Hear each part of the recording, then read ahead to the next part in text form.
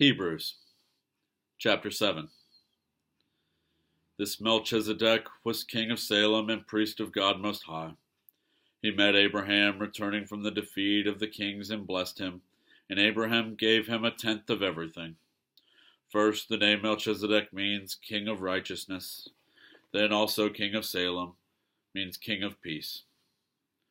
Without father or mother, without genealogy, without beginning or of days or end of life, resembling the Son of God, he remains a priest forever.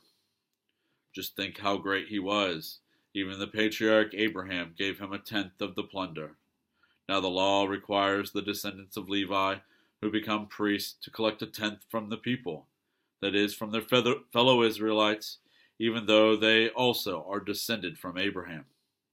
This man, however, did not trace his descent from Levi, yet he collected a tenth from Abraham and blessed him who had the promises. And without doubt the lesser is blessed by the greater. And in the one case, the tenth is collected by people who die, but in the other case by him who is declared to be living. One might even say that Levi, who collects the tenth, paid the tenth through Abraham, because when Melchizedek met Abraham, Levi was still in the body of his ancestor. If perfection could have been attained through the Levitical priesthood, and indeed the law given to the people established that priesthood, why was there still need for another priest to come, one in the order of Melchizedek, not in the order of Aaron?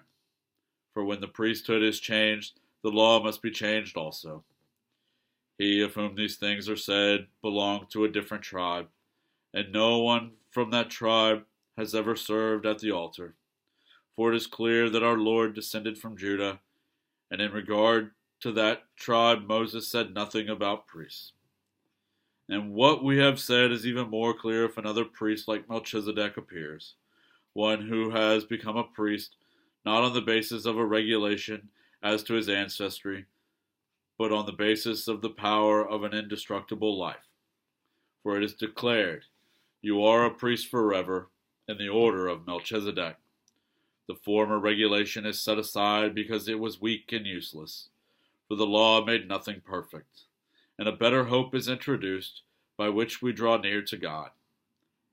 And it was not without an oath. Others became priests without any oath, but he became a priest with an oath when God said to him, "The Lord has sworn and will not change his mind. You are a priest forever." Because of this oath, Jesus has become the guarantor of a better covenant. Now there have been many of those priests since death prevented them from continuing in office, but because Jesus lives forever, he has a permanent priesthood. Therefore, he is able to save completely those who come to God through him, because he always lives to intercede for them.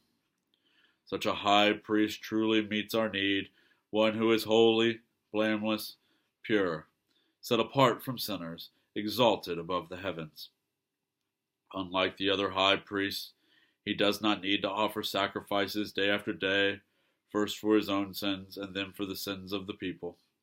He sacrificed for their sins once for all when he offered himself. For the law appoints as high priests men in all their weakness, but the oath which came after the law appointed the Son, who has been made perfect forever.